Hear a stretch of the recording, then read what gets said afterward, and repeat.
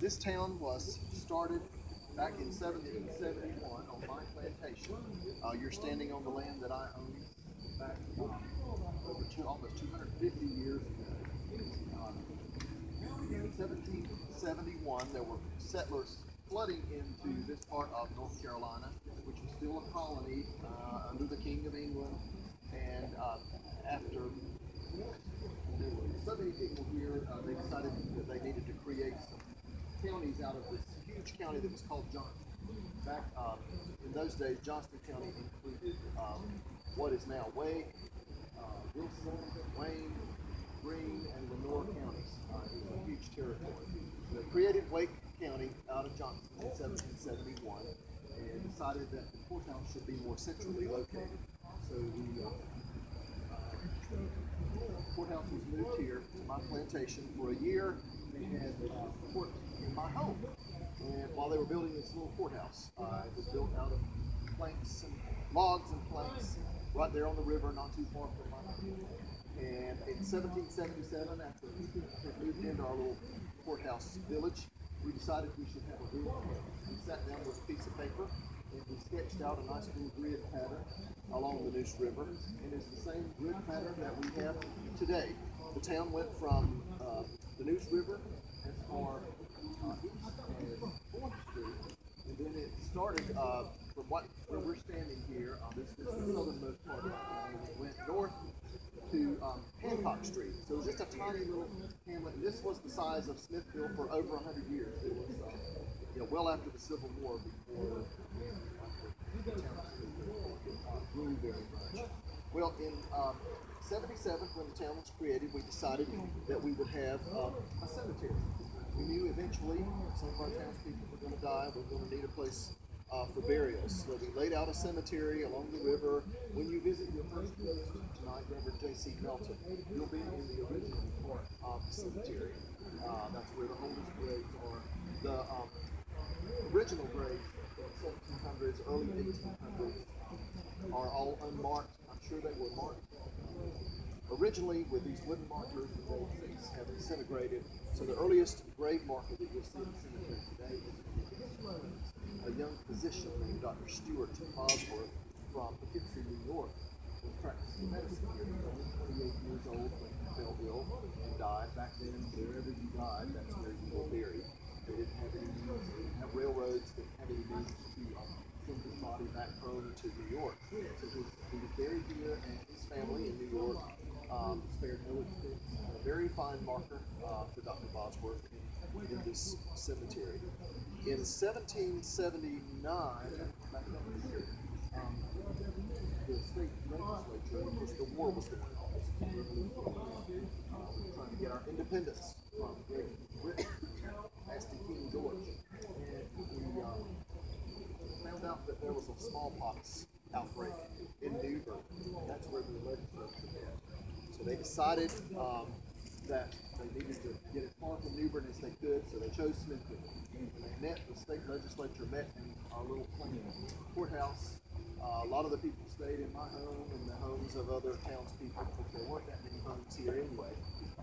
But that's where the legislature was held this one year during the Revolutionary War.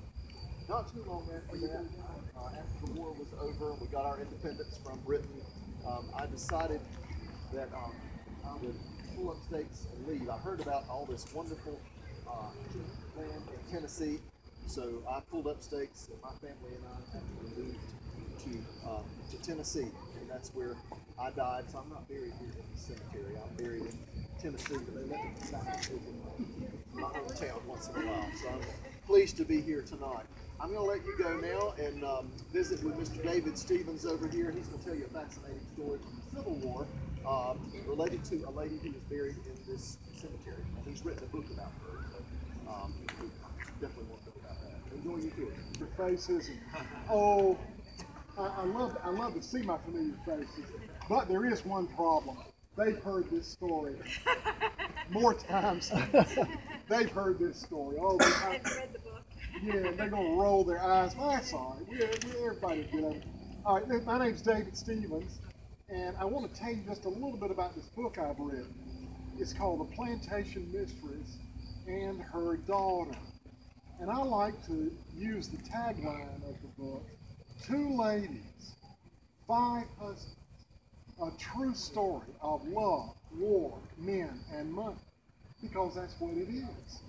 Now, let's get the brass tacks. Let's get to it here. April the 10th, 1865. Does anybody besides these 2 right here know what happened in Smithfield that evening? You know what happened? Something very momentous. 90,000 federal troops under the command of General Sherman came right smack in this town.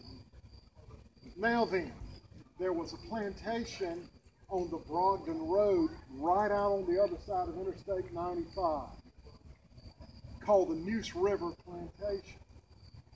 And in that plantation, a widow lady, 25 years old, from New York, lived alone.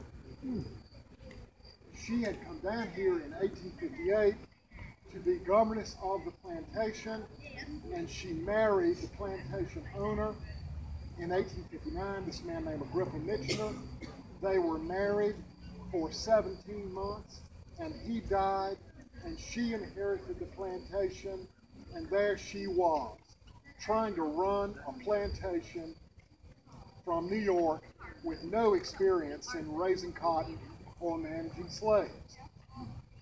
So that's what was in front of her. Now, let's go to the evening of April the 10th, 1865. 90,000 federal troops are coming straight at her up the Brogden Road. What's she going to do? What's going to happen to her? Well, she hears horse hoof beats outside the door in the yard. She looks out the window and she sees horsemen wearing blue uniforms, and the Yankees have arrived. One horseman gets off his horse, walks up to the house. She can see by looking at his uniform that he's a senior officer, and also that he's very handsome. So he goes up to the door and knocks on it, and she opens the door, and she is frozen with fear. And he stands there looking at her for a long set of minutes, and he does not say anything. You can imagine how she felt. And finally, he said to her, he looked at her, and he said, "Do you not remember Gildersleeve? We went to school together in New York." What are the chances of that happening? She was saved by the handsome soldier in the blue uniform.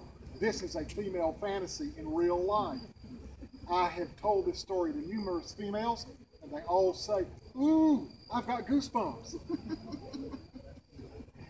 She was saved. Now, you're asking, what happened to our couple here? Our widow and this soldier, handsome soldier in this blue uniform. They did not get married. They did stay in contact. He went back to New York after the war and became a justice on the Supreme Court of the state of New York. She married in 1869 one of the very few people in Johnston County that had any money. His name was Major William Hastings, and you're going to go to his house later tonight.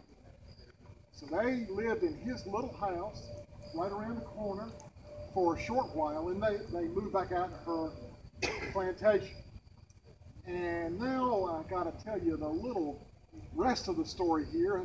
You all are too young to remember Paul Harvey. Yeah. No. The rest of the story. This lady was my wife's great-grandmother.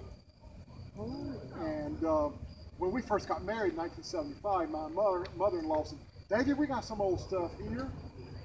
And I could not believe what I read. Old letters, that's unbelievable. I said, I could, if I only have the time and talent, I could make a story out of this, a really good story. Well, that's what I did. So if you want to buy it, it's Hastings House. If they run out, go to the Heritage Center, and I got to go get some more printing tomorrow morning. Hopefully, we'll have some buyers for this book. Thank you very much, and really enjoyed talking with you. So now you've heard the rest of the story. Good day.